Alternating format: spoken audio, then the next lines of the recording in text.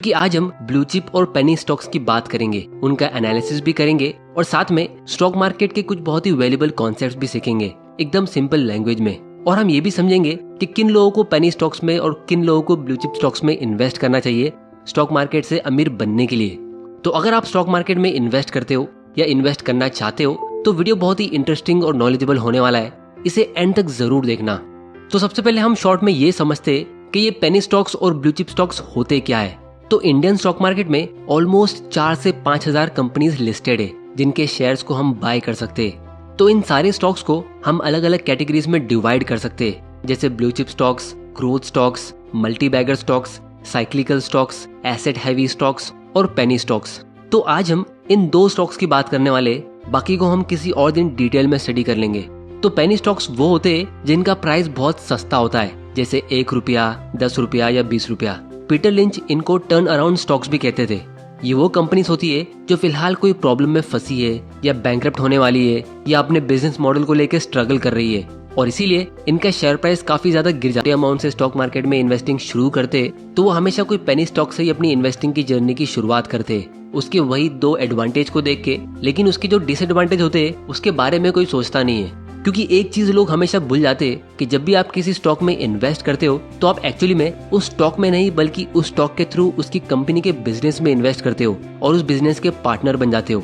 तो इसीलिए आप लोगों से मैं एक सिंपल क्वेश्चन पूछता हूँ। मान लो एक दिन आपके पास 2 लोग आते आपको बिजनेस पार्टनर बनाने के लिए। पहला वो आदमी है जिसे आप थोड़ा बहुत जानते हो, आपको पता है कि वो क्या करता है, कहाँ रहता है, और आपको ये भी पता है कि वो काफी सालों से सक्सेसफुली बिजनेस करते आ रहा है, और इनफैक्ट आप उसके बिजनेस के कस्टमर भी हो, आप खुद उसकी सर्विस को एंजॉय करते हो, और वो आपसे 50,000 रुपीज मांगता है उसका पार्टनर बनने के लिए।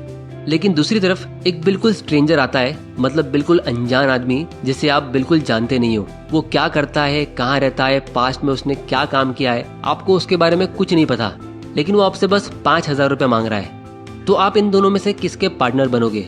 अब दोस्तों, अगर आप समझदार हो तो आप पहले इंसान को चुनोगे, और अगर आपके पास उतने पैसे नहीं है तो आप शायद किसी को भी पैसा नहीं दोगे, क्योंकि हम किसी भी अनजान इंसान को अपना 5,000 रुपए भी क्यों दे। तो इसी तरह पेनी स्टॉक्स का एक सबसे बड़ा डिसएडवांटेज ये है कि इसमें पब्लिक इन्फॉर्मेशन बहुत ही कम होती है, क्योंकि उसको पहले ही कोई रिसर्च एनालिस्ट ट्रैक नहीं कर रहे होते, उसमें कॉन कॉल्स नहीं होते जिसमें मैनेजमेंट से क्वेश्चंस पूछे जाते हैं, और उनके मैनेजर्स भी इंटरव्यूज और न्यूज में आते नहीं है। तो इसीलिए अगर आप किसी कंपनी को एनालाइज नहीं करते हो और बस ऐसे ही उसके स्टॉक के प्राइस को देख के उसमें इन्वेस्ट कर लेते हो, तो एक चीज आपको समझना चाहिए कि किसी पेनी स्टॉक के अगले 6 महीने में ऊपर या नीचे जाने के चांस उतने ही है जितने एक टॉस उड़ा के हेड्स या टेल्स आने के होते हैं। मतलब 50% चांस प्रॉफिट का होता है और 50% चांस लॉस का। लोग बस यही सोचते कि लॉन्ग टर्म में अगर कंपनी सक्सेसफुल हो गई तो फिर उसका शेयर प्राइस काफी ग्रो हो सकता है, लेकिन लॉन्ग टर्म में पेनी स्टॉक्स में पैसा डूबने के चांस और ज्यादा होते हैं, क्योंकि ये सब स्ट्रगलिंग कंपनीज है जो ऑलमोस्ट बैंकरप्ट होने ही वाली है। इसलिए मैं सिर्फ इतना ही कहूंगा कि स्टॉक मार्केट बाय नेचर एक बहुत ही रिस्की इन्वेस्टमेंट होता है। ये चीज हम सबको पता है, क्योंकि यहाँ पे आपका कैपिटल यानी जो पैसा आप इन्वेस्ट करते हो वो डूब भी सकता है।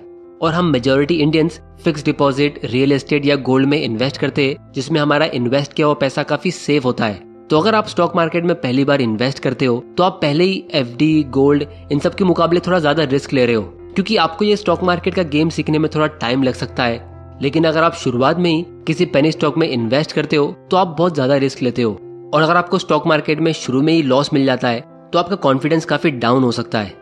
मुझे अभी भी याद है, मेरे एक फ्रेंड के डैडी ने आज से ठीक 15 साल पहले यानी 2007 में 12 लाख रुपीस कुछ स्टॉक्स में इन्वेस्ट किया था। क्योंकि वो स्टॉक मार्केट में बिल्कुल न्यू थे तो उन्होंने अपने फ्रेंड की एडवाइस ले ली, लेकिन फिर 1-2 साल में ही वो स्टॉक 0 हो गए थे और उनको पूरा 12 लाख रुपीस का लॉस हुआ था, क्योंकि उन्होंने बुल मार्केट के बिल्कुल पीक पे कुछ पेनी स्टॉक्स में इन्वेस्ट किया था जो 2008 की क्रैश में बिल्कुल वाइप आउट हो चुके थे। और फिर इतना लॉस लेने के बाद आज तक उन्होंने कभी स्टॉक मार्केट में इन्वेस्ट किया ही नहीं है।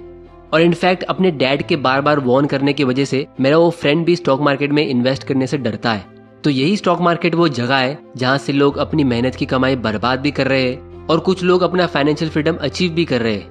अगर वो अंकल ने किसी पेनी स्टॉक में इन्वेस्ट करने के बदले किसी 10-12 सिंपल से ब्लू चिप स्टॉक्स में इन्वेस्ट किया होता जिससे उनको सिर्फ 15% का भी रिटर्न मिलता, तो उनके 12 लाख रुपीस की वैल्यू आज ऑलमोस्ट 1 करोड़ की होती, और अगले 4-5 सालों में उसकी वैल्यू डायरेक्ट 2 करोड़ की हो जाती। और उनको 1-2 लाख रुपए का पैसिव इनकम ऐसे ही घर बैठे बैठे मिल जाता डिविडेंड के थ्रू। तो इसीलिए स्टॉक मार्केट से वेल्थ क्रिएट करने के लिए आपको बस थोड़ा सा कॉमन सेंस यूज करना है, थोड़ा पेशेंस चाहिए और स्टॉक मार्केट के कुछ इंपॉर्टेंट कॉन्सेप्ट्स पता होने चाहिए। क्योंकि आज भी बहुत सारे लोग अपनी हार्ड अर्न सेविंग्स को स्टॉक मार्केट में ऐसे ही बर्बाद। तो दोस्तों ये थी स्टॉक मार्केट की 2 एक्सट्रीम टाइप की कंपनीज। एक तरफ ऐसी जो अपने स्टेटमेंट में ये अनाउंस करती है कि वो इस साल अपना डिविडेंड इंक्रीज कर रही है और हम शेयर होल्डर्स को कुछ भी करने की जरूरत नहीं है, हमें घर बैठे बैठे अपने बैंक अकाउंट के थ्रू हमारा डिविडेंड मिल जाएगा। और दूसरी तरफ कुछ ऐसी कंपनीज होती है जो ऐसा लिखती है कि उनकी शेयर्स की वैल्यू 0 भी हो सकती है। तो चॉइस आपकी है, आपको अपनी फाइनेंशियल फ्रीडम की जर्नी में 0% कॉमन सेंस और 100% ग्रीड से फैसला लेना है या 100% कॉमन सेंस और 0% ग्रीड से।